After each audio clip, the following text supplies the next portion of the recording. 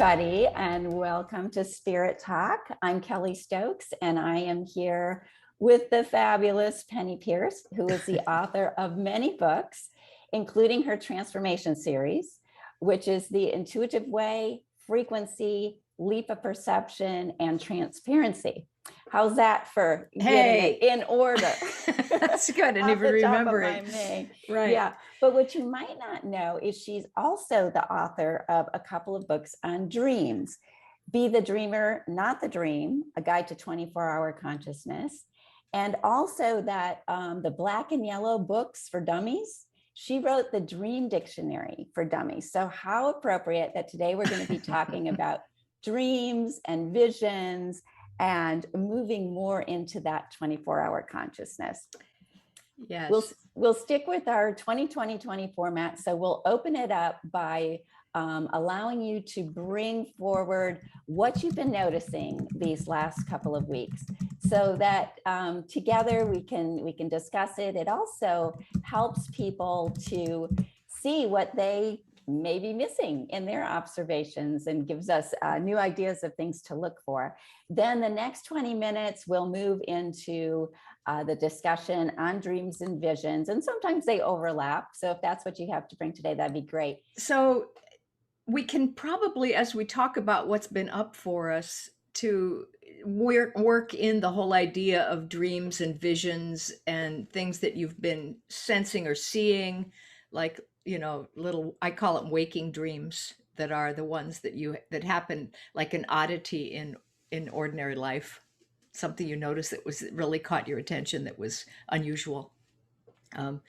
But let me also say that this has been a crazy couple of weeks for me, because up until this last weekend, things were so, I don't know, discombobulated and all over the map. And then suddenly on Friday night, my stepfather died, who's 102. And very suddenly, I mean, he'd been out to dinner with friends. He came back and, died. And so it has been a whirlwind of everybody flying in and trying to sort things and get all the details, that happen like that. And my sister has come in from Denver. So it's just been insane. But in terms of last week, us talking about connecting with non-physical beings, I feel like I'm still like incredibly connected with him. And the other night I had a dream. I thought it was real, where someone knocked on my front door really loudly in the middle of the night, around 2:30 in the morning. And I thought it was I had just had a new roof put on my house on top of it, and all the banging and everything was right before he died. And so I thought it was the roofer, and I thought, what? No, what's going on? And it wasn't until the next day that I thought, oh my gosh, I've had that before from non-physical beings, where they either call my name or the phone rings or I get knock on the door. So I think that was him. And so I'm not also sad or anything, but it's like a weird expansion, but also kind of a hole, because I was really helping take care of him a lot. So that's, I don't know what's happening, but it's like I've inherited his dog. And so having to try to get her to settle into my house and a new routine. So it's all up for recreation, I suppose. So I don't know how many of you have had any version of that, or anything where you're feeling like there's some kind of unstructuring in order to restructure that might have been going on for you. But anyway, I'd love to hear anything that's been happening for you in the last week or two. Dawn, you'd like to participate? Hi, yeah. In fact, for me, it's just been the last 24 hours. So I have been floating in my lovely high bubble and going really well with that and so on. And then actually last night, while I was sleeping, I wasn't sleeping, and there was just this kind of, I think I just watched the little YouTube, the 3-minute clip that Kelly, you put on the Facebook group about how non-physical is always with us. And I suddenly just realized how there are these relationships, that I've had, people past. I know that they are, not dead, I know that, but so that these relationships are ongoing and continual and present and here and with me. And then today in work was just a day, so nobody pressed triggers, but I allowed my own triggers to be pressed. And I'm like, after such a long period of feeling really good, it's like, damn it, I don't want this. And this afternoon, as I switched off, I thought, like, why am I doing this to me?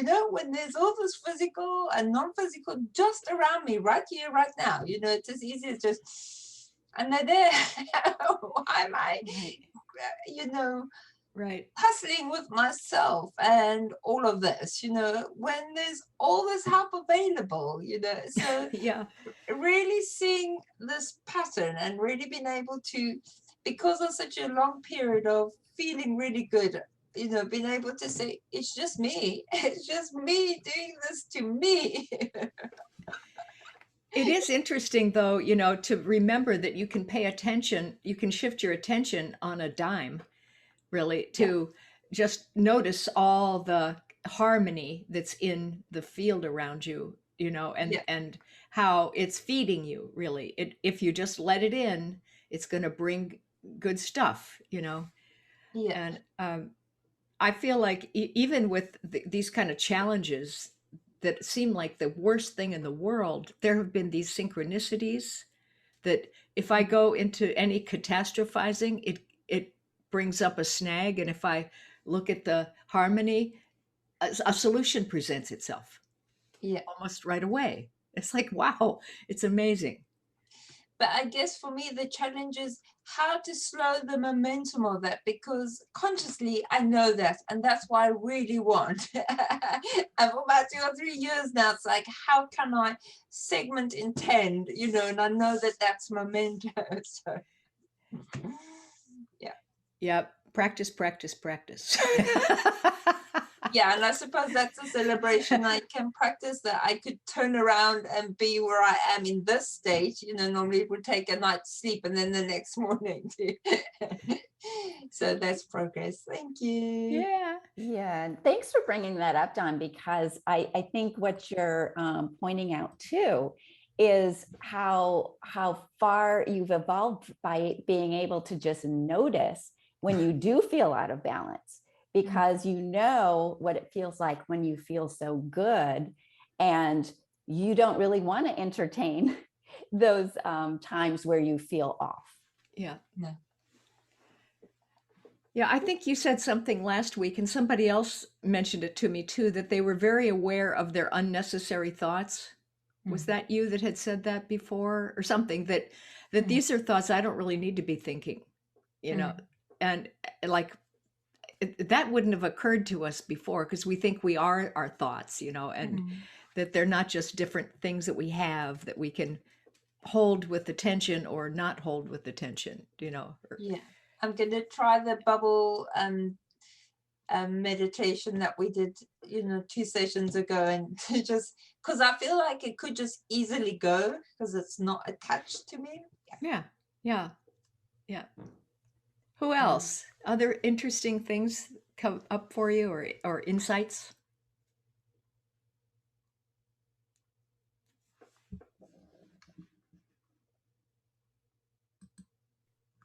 Jasmine, did you have something?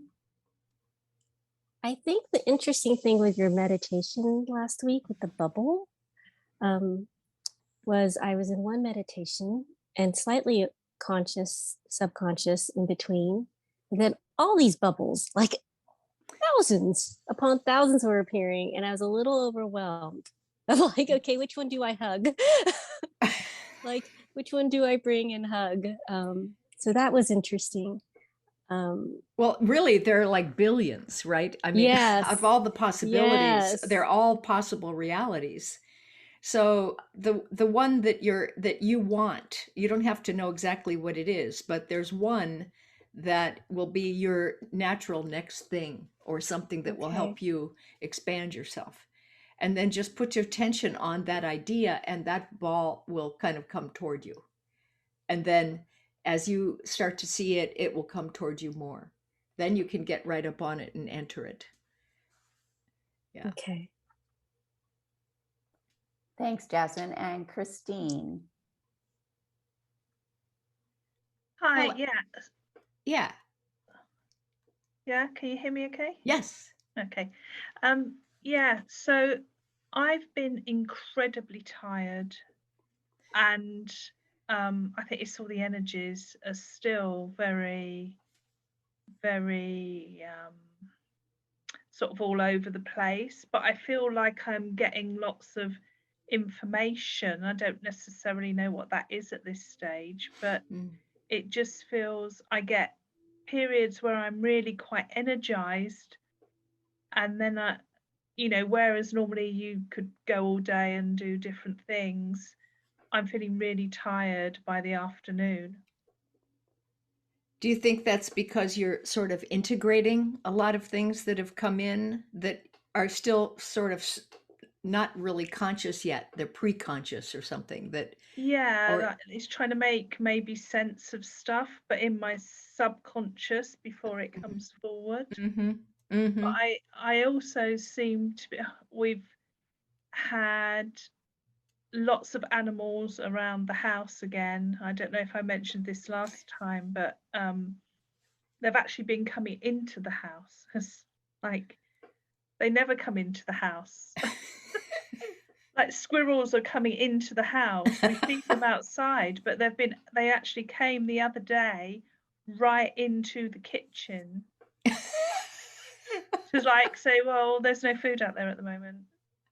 And they went out again and everything, but it just like very almost really surreal, like you're stepping into a Disney cartoon where all the animals are just coming at you and want to be part of your energy as well. And if I sit outside, birds come very close, things like that.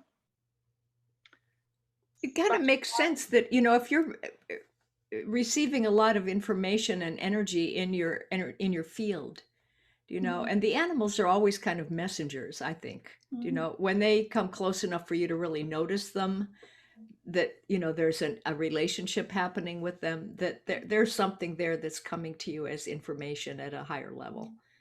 But it's just So trying to look up all the different symbolic things around these animals that are just popping up every time you go outside, or I say some of them coming inside.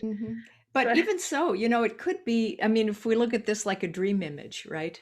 That it could be that these are kinds of energies that you're becoming conscious of in your personal field, okay, yeah. in your personality, that before they were outside away, and you didn't really, they were out there, but they weren't part of you, And so I think maybe that they're coming in close. The actual experience of that is that these are activities and energies and kinds of consciousness that are becoming active in your personal realm.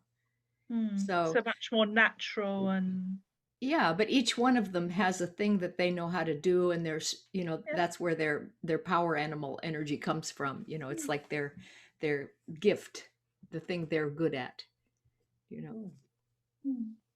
But so it is almost like a dream-like thing talking. It is. That totally is. It's just very, very unusual. Yeah. Thanks for sharing that, Christine. And we'll go to Liz.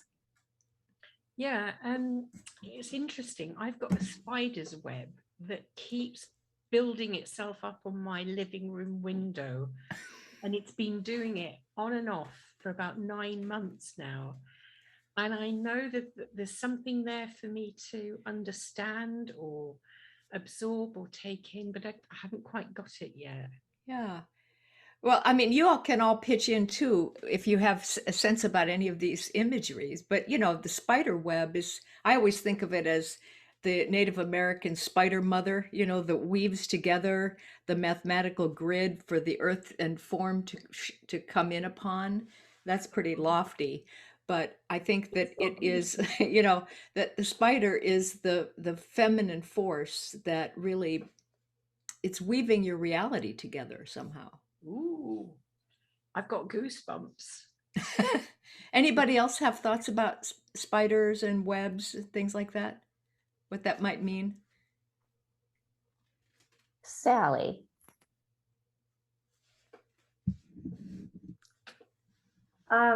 The spider also is able to build its own home, and it is able to take up a certain amount of space, and then it can attract food without doing anything but weaving the web. And it also, lays eggs, and it's a very self-sufficient animal, one of the most self-sufficient animals out there. And to me, it's a positive sign. That is thank you for sharing that. I'd never thought of that before. That's great. That is really great. And two of these, when these things show up for us as symbols, doesn't it also depend on how we feel about them as well? It's not like we can look up on a list exactly that this means this and this means this, because somebody may have a very negative, a horrific experience with spiders and have a great fear, where somebody else may see them as useful. Right. And yet the same idea of the symbology would apply. If you have a terrible reaction to spiders, it might be because you're not allowing yourself to be spider-like, or, with the gifts of that creature. I'm having visitations from a little painted turtle, like a little box turtle, who seems to make his way onto my patio and just wait for me to bring out. He stares in at me until I bring him out some fruit or something. And he keeps coming. So, like, how does he have that in his brain that he remembers where that is and that he's going to get this when he gets there? But it's like, that's like something that's been coming into my reality. So, all right. Any other themes that have been coming up for you that you think might be pertaining to your own self-development process in this last week or two? Like themes you're chewing on or thinking about a lot, or things you might be complaining about, that are on your mind? Janet.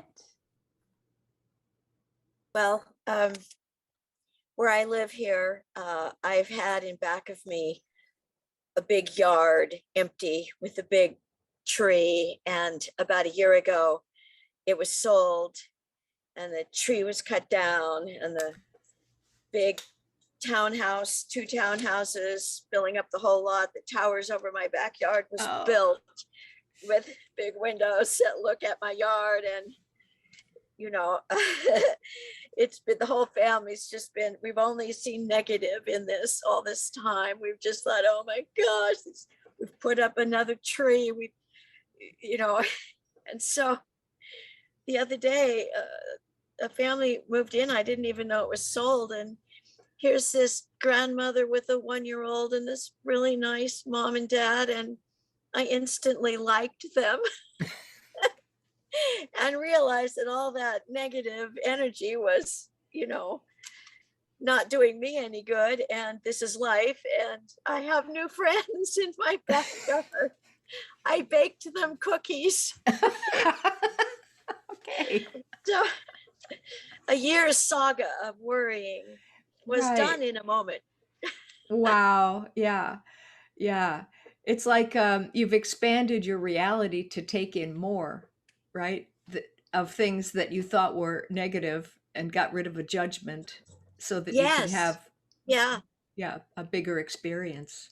That's a pretty great symbology. Yeah, that's such a great example of changing your perception and how quickly it can change. And when Like the that. energy changes very quickly. Yeah. Yeah. Thanks for sharing that. Penny, should we go ahead and move on into Yeah. the Yeah. dream? Yeah. So, I mean, there's so much on dreams. I mean, I wrote a book this thick about it, but I always try to think of it as 24-hour consciousness. That during the day we think, yes, we're awake. Maybe we're awake, but we're awake. But then at night we don't think we're awake. It's like that half of us we forget about, kind of, or don't credit with being an active part of our reality. And really, we're so busy at night, much more so, I think, than during the day, and going through in and out through the frequencies and having all kinds of experiences and weaving together those experiences then back into our daytime experience, and then taking what we did during the day and weaving it back in at night. So there is this process, I think, of connecting at the end of the day with your dream world and making that conscious. Like, what do I want to focus on tonight when I dream? It's my kind of goal for that. And also, what did I finish today that I like and I'm proud of, and kind of wrap up the day. If there's something you want to carry over for the next day, then be aware, yeah, I didn't get this done, or I wasn't nice enough to my neighbor, or whatever. And then put that in the back of your mind. Then in the morning, you bring the dreams back with you, connect them over to the day, and see how can you further the themes. So it makes a continuum, and that your nighttime is helping your daytime, and your daytime experience is helping the nighttime experience. And that's a really great practice to do for, like, try it for a week. It's amazing what'll happen.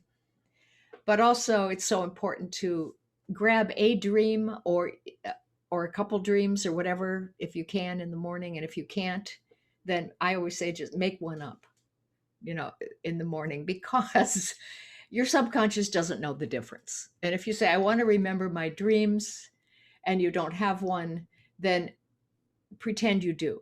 Or what's the first thought you had that morning? Write that down.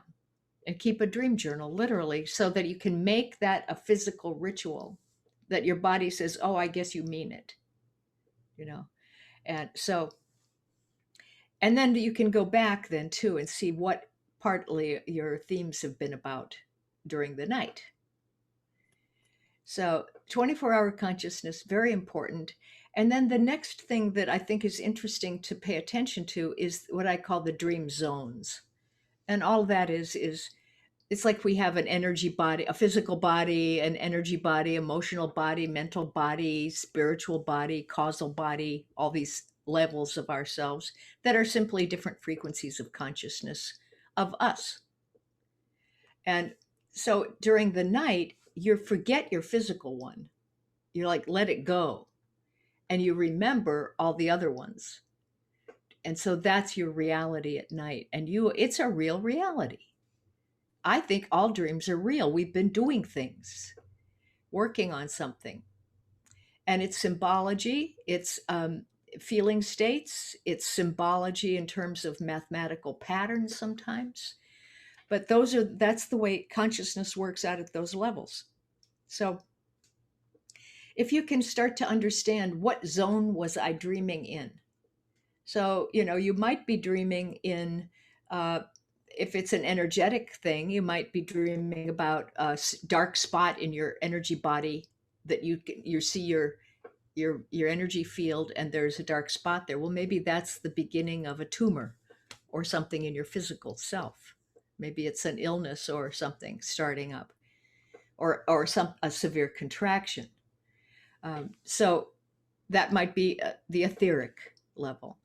Then if you go on out to the emotional body, I find that there are like dual levels there. Like, for instance, there's a lower emotional and a higher emotional. The lower one is what some people call the astral plane. And it has a lot to do with fear-based emotion. That is, you repel off of something, you're attracted really strongly to something. It's almost automatic, and it's chaotic often. And you'll know those dreams. They're very symbolic. It would be like you're kayaking down a muddy river with lots of rocks in it, or that kind of thing. It really frightening in some ways, or turbulent in some ways. The higher emotional is simply the idea of electromagnetic energy. It's about higher level desire and motivation, and energies of higher feeling states. Then if you go to the mental level, that's also lower and higher. So lower mental would be belief systems or fixed ideas that this is my credo, this is the way I am, it doesn't change, this is it, and they're very stuck kinds of thinking, and polarized thinking, hatreds, and things have to be just this way. The higher mental is much more about intuition, inspiration, visions, and all kinds of cool creative ideas that are coming into you. So it's not fixed at all. It's very fluid. And often it's in this realm where you may connect with guides or teachers or other beings that give you insight and guidance. So you're starting to get the feeling of this a ladder-like thing.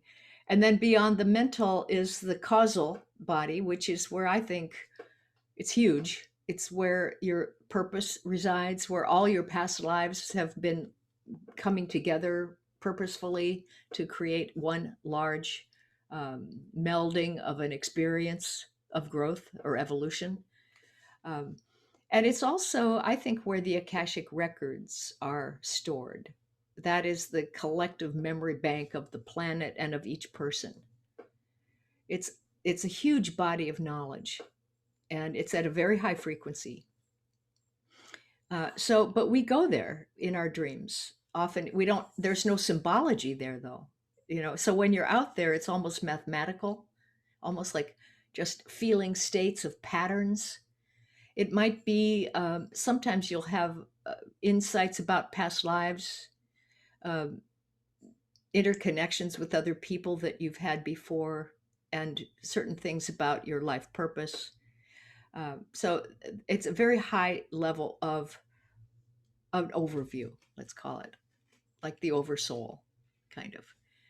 And we go in and out through that all night long, and actually partly during the day as well. When you space out, you're going out there, and then you come back again to your body. It could be kind of sudden sometimes, where you jerk.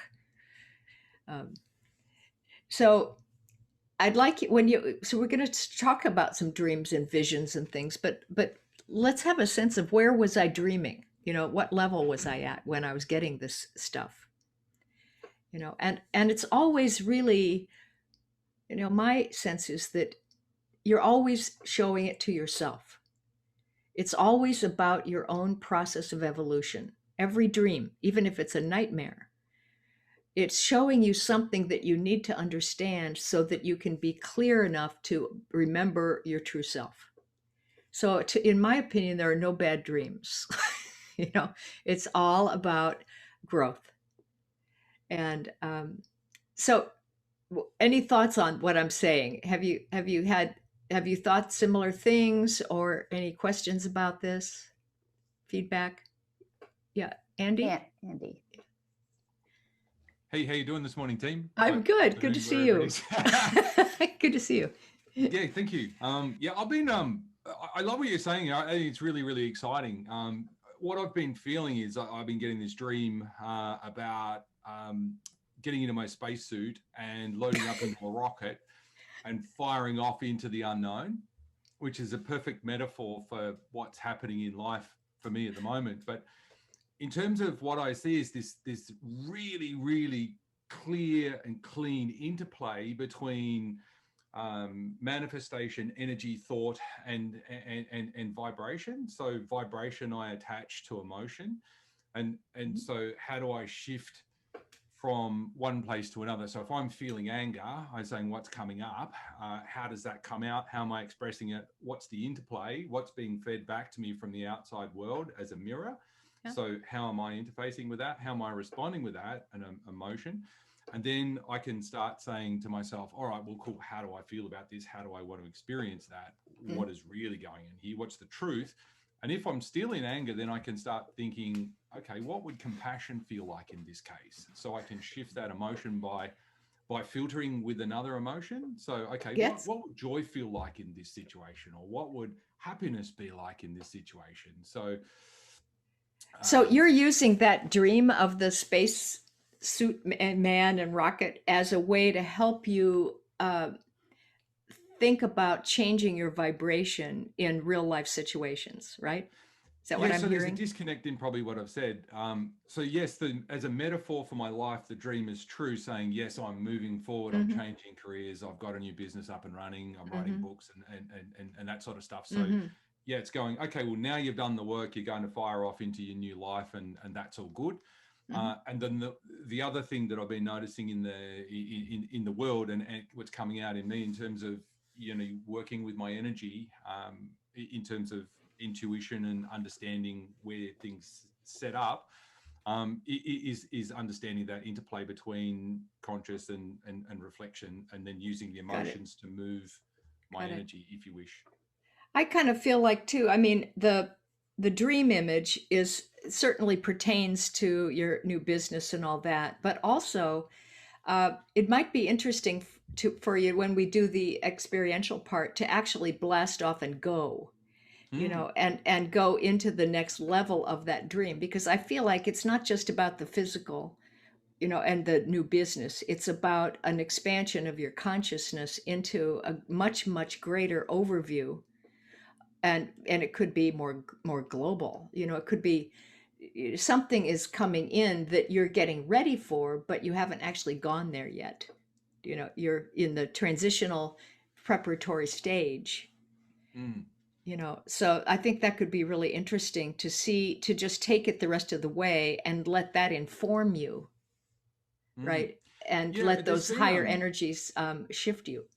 Yeah, exactly. Yeah, there's been a massive shift. Like I can feel a rewiring in my head and sort of physiology. And we're talking about downloads, and my ears have never stopped ringing. But and so I can, in some cases, I can feel the old me going and the new me coming, if you like. So if I did an example, I'd say I'd have an old thought pattern, and then I'd see the old thought pattern and go, oh, there's that old thought pattern again. I thought I dealt with that.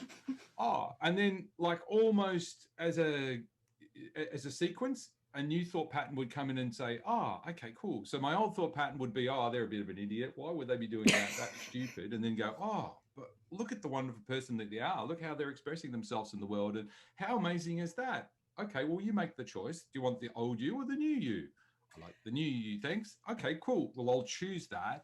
And sort of quantum potential. Yeah. I choose that potential. Now I move into that, and that goes back into the subconscious mind as, okay, this is now your new experience. That's it. So it's kind of and it doesn't take long these days for that to happen, which is really something that's very amazing. I think, that as soon as you really start choosing, like we were talking earlier about the being aware of unnecessary thought patterns and thoughts. So I don't need to be thinking that and just dumping it kind of.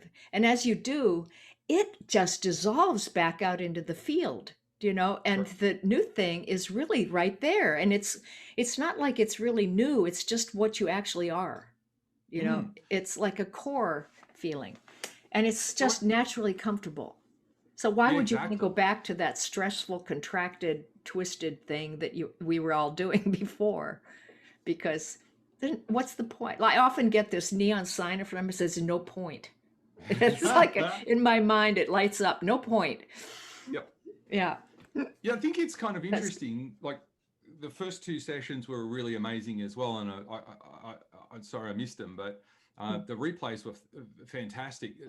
I thought, it's got 3D, 4D, 5D, and so that's not really going there. It's about experiencing it here. And so polarity gives us contrast, and from contrast we can create experience. From experience we can create wisdom. And so when we choose from, like as in choice, accesses the quantum field. So we're not accessing the quantum field, we are the quantum field, and that's the first sort of leap. and so once we get to that point of saying, okay, I am quantum and I can choose from that field and I can, so that belief stops that. So it stops the ability to be able to choose or work with the field. And then we move from 3D to 4D, which is like emotion and working out with our emotions. Then 5D is more like the God choice. So when you overlay that on the whole arc, the story arc of the whole world, we're saying, what are we going through? We're saying, okay, what is my choice? How am I experiencing it? What do I feel about? Now I can make a better choice. And then Right. and so in that way, I kind of think that, yeah, it all sort of works. So it's about saying, challenge who you are, what you are, the systems and procedures. We're working in a higher vibration, so those things aren't relevant. So then from that, what is that Yeah. experience? And then you've almost got like a whole range of paradoxes. So, you know, up, down, in, out, love, hate. Yeah. And I think those paradoxes, they all exist, but we're in a process of stabilizing ourselves into a higher level of choice, and then that choice creates a reality based on those frequencies. And I think, if you bring it back to dreams again, it's like a lot of the dream work that we're doing is showing ourselves what that feels like at a higher frequency level. And so, and then that's where you can bring it back into your real life. But the same thing with dreams is visions, right? That you may get in a meditation. You may get quiet and suddenly understand something all at once of a higher level. Then it's up to you to start integrating that into daily life with specific examples of things that you do, So let's hear from somebody else. I'd love to hear any dreams that you've had, nightmares, what dream zones, kinds of symbols you've been getting, and we can interpret symbols a little bit more. Sharon has her hand up. Sharon, you want to go ahead? Was it Sharon? Yeah, Sharon. Oh, okay. I want to comment on a couple of things in my experience with dream work. It has been life-changing, but usually I call them garbage dreams. When my dreams first start at night, they're like a clearing out of the day. I get my most important dreams earlier in the morning, like 3, 4 a.m. And one of the things that we know that dreams come for a purpose, and some of them seem so much more relevant than others. But when my mother was dying, I had a precog dream 24 hours before, but I didn't know what it was. She was in a sleigh bed, if you know what a sleigh bed is. Well, I figured out after she died, it was sleigh, a play on words. She was dying. And I had an amethyst dream or amethyst crystal in that same dream. So it was a precog. A month before my husband died, he had a precog dream. We had no idea it was a precog dream at the time, but a month later he died.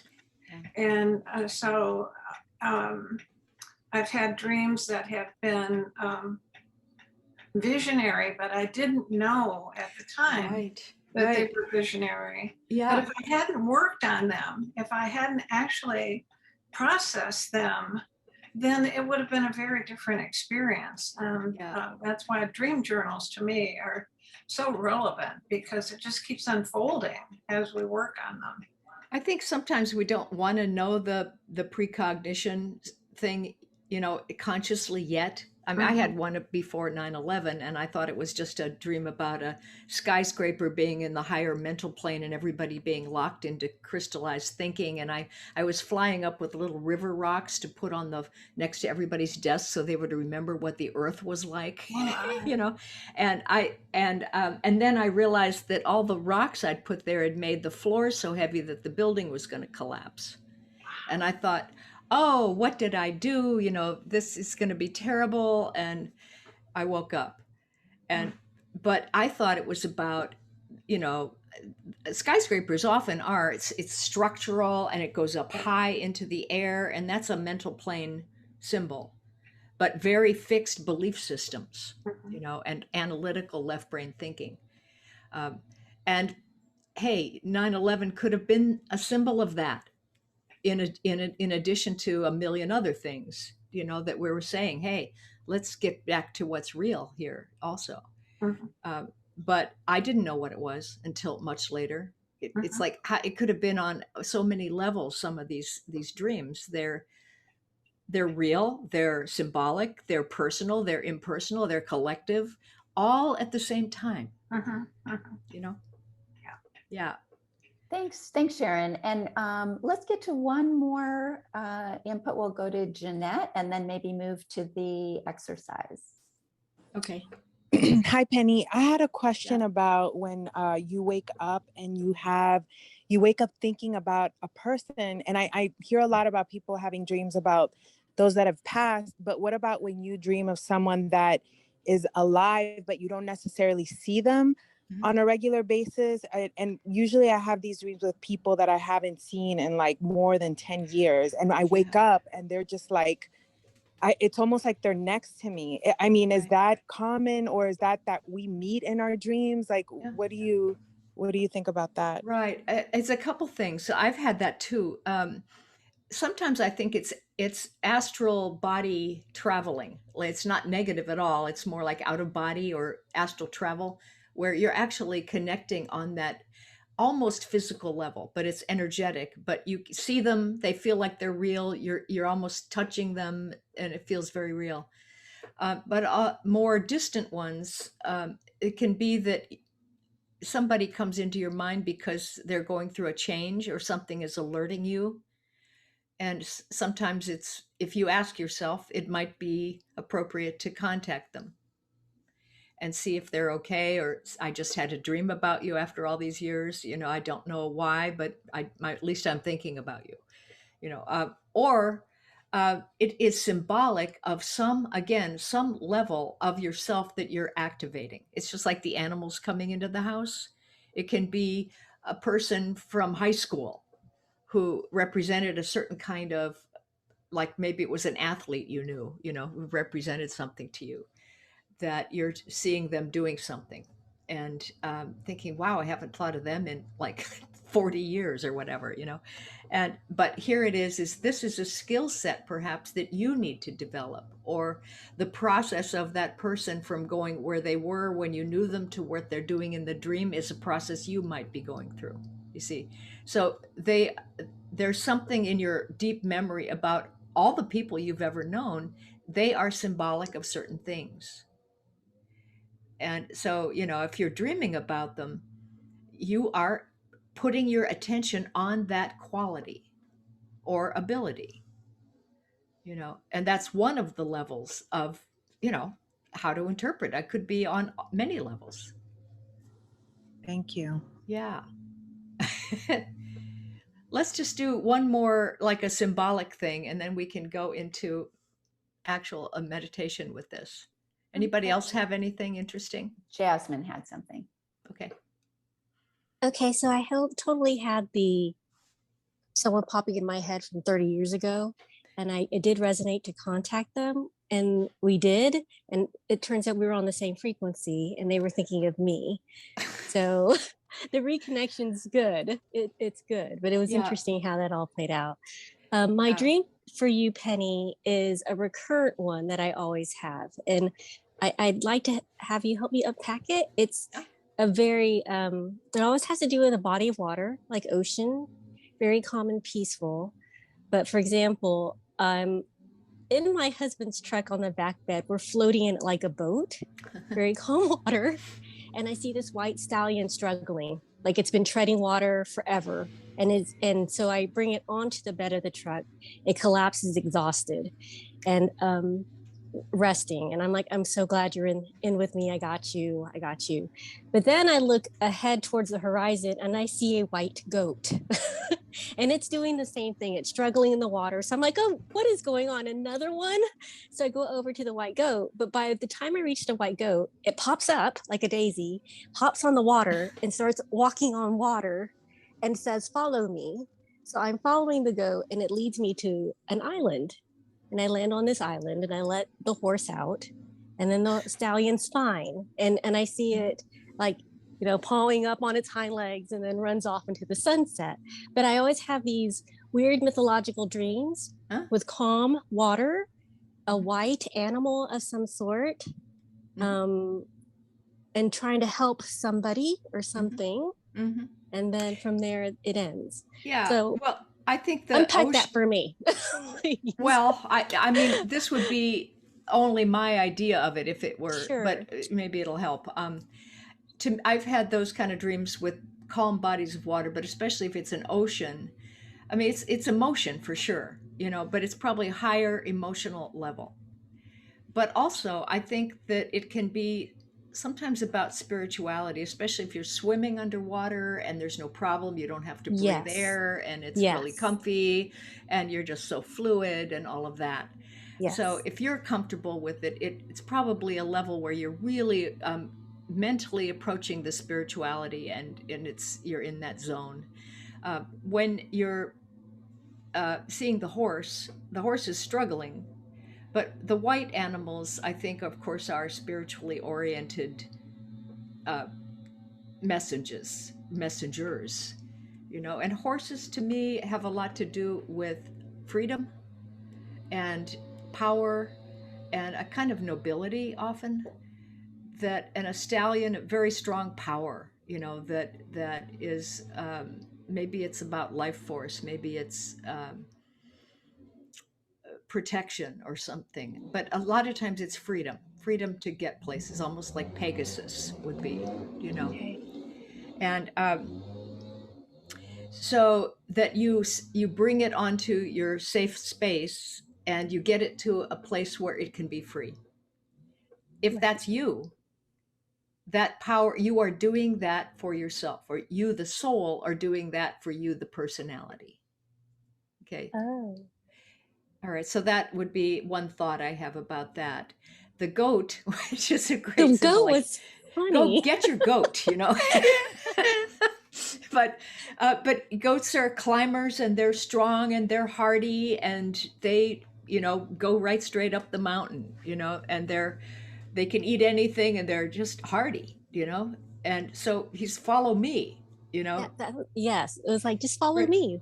Right. Yeah. I know where I'm going. I can get there. No doubt. So there's that part of you that is like that strong, knowing, forward, courageous person who knows, okay, let's go to the island, let's get out of here. Let's go find land and be physical and, and do something here. So I would say that whole scenario is about you showing yourself your own power, your own self-directedness, your own ability to be comfortable with emotion and to come down to earth and, be grounded. Okay. Does that? It does. Does anybody else have any thoughts? Yeah. Anybody else have thoughts? Okay, don't be afraid to talk if you want to. Okay. So, Jasmine, does that help, or? It does. I'm trying to put into when you say the 24-hour period. I love the assessment, like assessing at night and then bringing it into the day. And so I think I need to find out why that dream comes in this kind of 24-hour pattern in that moment, because it's recurrent. Well, I would do a meditation where you actually become the horse. Be the horse and go through everything the horse is going through, and let yourself be brought into the safe space by you, the soul in this, and then get recovered and feel how it is to feel that way, and rearing up and doing all the stuff horses love to do, and running around when it gets to the island. Okay. And embody that in your life. It's like, I am like that, I can get out there and do that. And then go in and in a separate meditation, do the goat and become the goat. I'm coming up out of the water, no problem. I'm walking on the water. Like, it's not a problem to me, Right. And I'm fine. Silly I know how goat. to do stuff. Yeah. Okay. Yeah. Will do. So you Okay, might I'll work try on that this. next week. Actually, we're going to do an Oh, experiential thing yeah. now. So, Okay. Thank you. so Thank you're you. welcome. So everybody pick a dream or even a dream fragment if you can't remember a whole dream. And we're going to go back into that. Does anybody not have one? Or it can be an old one. It doesn't have to be something you had last night, but just something that you can work on. Okay? All right. So if you would just close your eyes and be comfortable so that you don't fall asleep. Try to keep your head level during these meditations.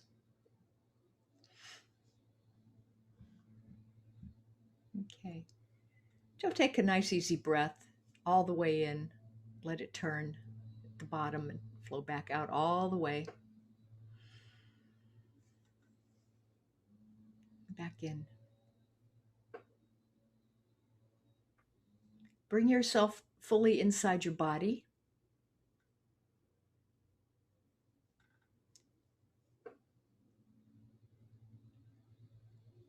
And let the frequency of your body's vibration go up, at 10, 20%, so that it's just a little more clear, like diamond light. It's smooth, silky. It's not jazzy and super fast. It's smooth and pure and very open and relaxed and porous. And let that sense of that energy expand out around you into space, above, below, front, back, side, side, so that you're feeling your ball, your reality bubble. And you're always in the center of it, but the bigger it gets, the more of the great body of knowledge you are accessing, and the more of your own true self you're accessing. So let your ball get a little bigger and a little bigger until you kind of can relax into the level of that dream that you were having. It's the place where you were when you were dreaming that dream.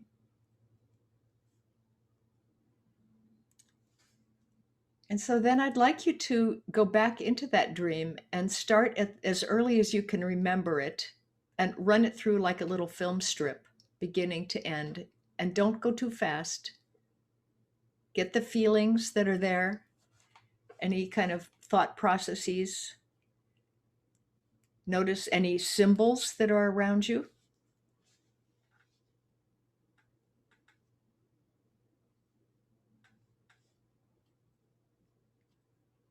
And as you remember this and recall being in this dream, I'm going to ask you to get a sense of what dream zone you're in while you're working on this. Is it an energy, body, etheric level, or an emotional level? Lower or upper emotional, or lower or upper mental? Is it about thoughts, ideas, beliefs? Is it beyond that, up to a sense of purpose, or collective lifetimes of knowledge that you've had? Is it planetary, for instance? So just let yourself be where you are, whatever level you are. And I'm going to ask you to get a sense of what part of your own process of growth or evolution is this dream showing you something about? Are you growing? Is this about clearing? Are the symbols representing something in you that you're working on making conscious to yourself at this time?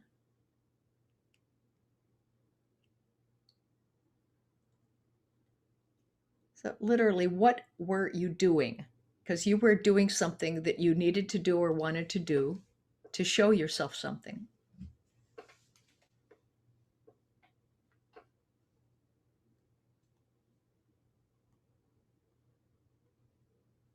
Okay. So I'd like you to go back to the film strip and go back to the beginning of the dream and back it up and just let your imagination be free and see what happened before you started remembering this dream.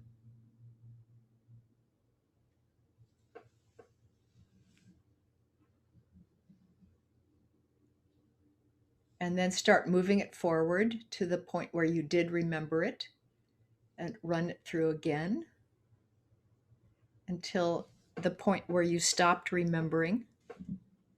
And then let's extend it. So, what happens right after you stopped remembering the dream in the first place?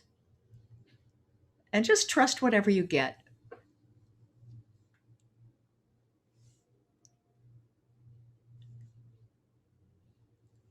And you may let it go until you have a sense that this is a good stopping point. I see what I'm doing here. I'm getting what I wanted. And let yourself feel satisfied when you kind of get to that point, like, ah.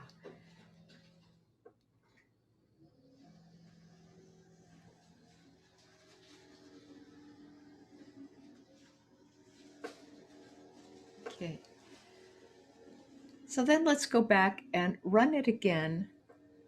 But this time I'd like you to introduce another character into the dream with you. And again, let your imagination make this up.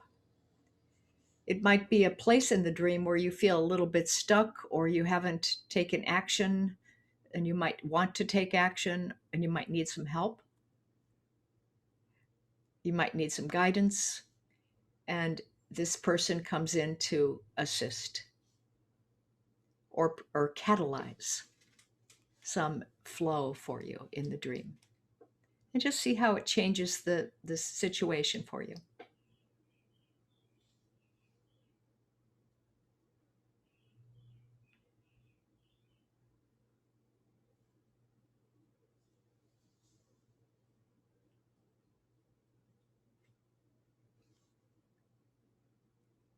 In effect, you're really changing the inner geometry of the situation by doing this, and that often can really help things along.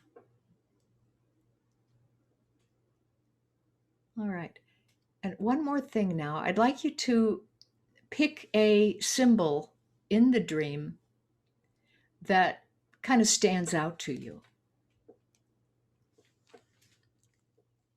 And focus your attention on it and ask it what it means as a part of you.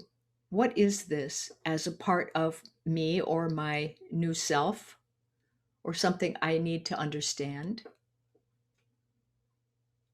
How is this a kind of knowledge or wisdom?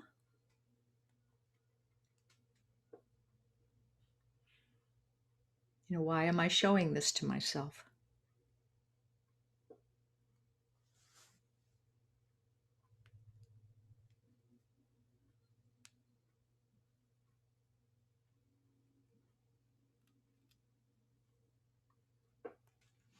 So you're really going for the essence of that symbol.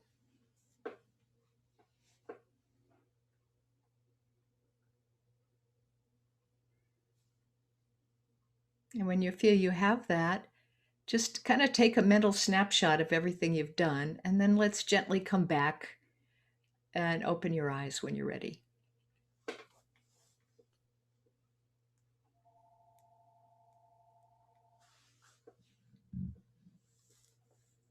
Thank you, Penny. Yeah. What a creative way to work with your dreams, be able to look at them so many different ways. Yeah. So I'd love to have some sharing. We've got, a few 10 minutes here if we want, and I'd like to hear what happened for some of you. Who wants to volunteer? Sally.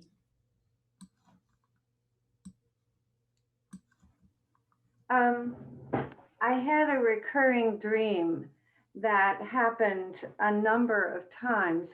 I think maybe I said something about we're moving now and we're going from one place to the other, and all of our stuff from a big house has to come into our little condo. And during that time, I was rather nervous coming up to that. How is all this going to happen? And I kept having dreams that where something was not complete. And the only one I remember, maybe 3 or 4 dreams where there was a hole in something or something was wrong with that. And finally I saw a ring, and it was an amethyst ring, I believe, and it had pearls all around it, except for it was broken right in one place. Maybe 3 or 4 of the pearls that were around the amethyst were not working, and they had fallen out. And finally I went into meditation and I said, what's wrong? And the answer came that I wasn't connecting to spirit, that my anxiety that I had was blocking my connection, and to the point where I wasn't even connecting, which I usually do every day. And that was what was missing. And until I was able to get that back, there wouldn't be a wholeness about everything. So when that happened, I began to connect with spirit again, and it's been very fruitful. I mean, this was only maybe a week or so, but it's been very fruitful. But the interesting thing for me was that it was a pearl. And I don't relate to pearls any more than anybody else. But what I notice is it comes out of irritation. The oyster makes a pearl because they're irritated with a grain of sand or whatever. And so they build this protecting sheath around it. And as they do that, it becomes beautiful. Yeah. Well, also, pearls are considered to be symbols of karma a lot. And so the pearls are like, I would think, karmic life experiences or experiences that you have the beads, of your life around there. And my sense is that the missing ones is about the move. It's about what you get out of downsizing and refocusing yourself, not to be less than, but to be more focused into the ability to connect with the amethyst, which is the spiritual, crown chakra energy. And so to me, it makes perfect sense that the anxiety about the move, is kind of keeping you from having the fullest of experience of the downsizing and the move and the refocusing yourself, into a new pearl. Yes, thank you. Very insightful. Yeah. Thanks, Good. Sally. And Liz has something. Okay. I'm going to be very brave because this is going to be a bit embarrassing. So I had a very, very strange dream last night, and I only got the tail end of it, but I was walking along and I was suddenly saw someone. I had a coat on, and then I looked down at my body and I was dressed, the top part of me, but naked the bottom part of me.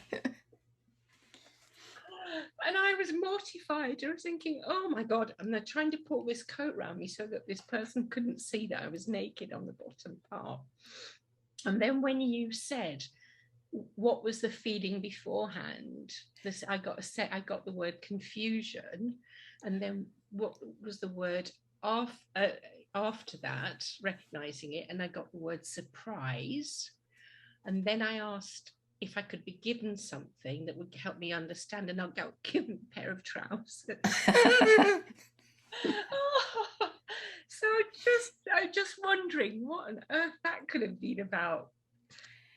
Well, it's obviously that you're allowing yourself to be vulnerable. I would think that would be the first part, that you're letting yourself be seen by people for everything that you are, whether you like it or not. I am. And I do like it, actually. I think it's really important to be vulnerable. Yeah.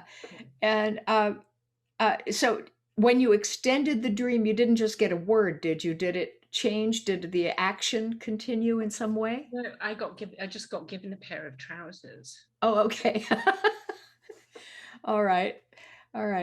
Yeah, but it feels to me like the whole gist of that dream is that you're allowing yourself to be seen more, which is a big growth. It's a huge thing. It's a step toward transparency. That is big for me, because I've kept myself very small and under the radar for years. Yeah, I think it's really positive. So what you might go back, redream it, and see if you can lighten it up somehow. Yes. So that it's more of a comedic or something. Yeah. Great. Thank you. Okay. Thanks, Liz and Robin. Hi. Well, I was interested in something that happened during this process. The most, I guess, powerful thing to me was when you asked to introduce a new person or somebody into the dream. And I was surprised by what happened then. So just a quickly little snapshot this is a dream that I'm surprised came to me. It's something I dreamt at least 6 months ago, hadn't had any awareness that it was still, rumbling around. But that's what popped in instead of the 2 or 3 dreams I'd recently dreamed and been wanting to work with. So I thought, oh, that's interesting. And at the end of this dream, so this was a dream about I think the title I gave it was, let's see, aerial acrobat sets new world record. So in this dream, I'm just witnessing this person on this trapeze doing this, world record setting thing, and I'm quiet and I'm just witnessing, and that's sort of my in the dream. That's who I am in the dream. And so this person that was introduced when you said who's there, whereas I saw this person with an old-fashioned airplane with a banner going across the sky, celebrating this person. And then this person who was in the plane had fireworks arranged that were going off. And so this person was not just witnessing, but celebrating, because part of the problem in this dream the challenge that I found so weird was nobody was noticing these world records. There was this huge stadium of people that were all not paying attention. And I was the only one pretty much paying attention to this world record being set. And so in the dream now, there's this energy coming in that's able to be visible and really celebrate. Right. So there's something relevant there for me, why this came back to me now and why that came is curious. Reminds me of Andy's dream in a way. It's like you're the acrobat, right? You're doing all that great stuff. You know how to do it, and flying and, this fluidity and this grace and balance and wonderful stuff. And you're watching it too. And there's something there that's missing, that sense of it really being real in the world because it's not being witnessed, or that you as the creator or witness to it are not giving that to it.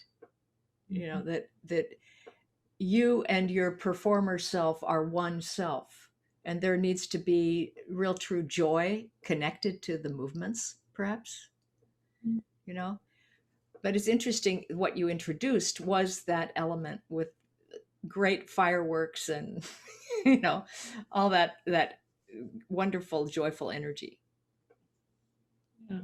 Anyway, well, that was very helpful, because I've been feeling kind of stuck this week, and my other dreams have been kind of, more challenging dreams. And so this one coming back was helpful. I would just say celebrate yourself then in all little things from here on. I was so great, I did that, fabulous. I was like, just do that for yourself this week and see what happens. Thank you. Yeah. Okay. Kelly, any follow-ups? Yeah, well, thanks everybody so much for showing up today. And if you are not already signed up for August 18th, that'll be in 2 weeks from now. We'd love to have you join us. We're going to be talking about the flow, how our soul self is making its way through our human self, the personality, and taking a look at maybe blockages or sludge that might be stopping that flow from coming through like we'd like it to come through. And how do we develop trust that it's moving harmoniously to the next perfect place for us to be? So we hope that you will join us, and we'll wish everybody a very good rest of the week and weekend. Thank you, everybody. Appreciate Thank you showing you. up and contributing.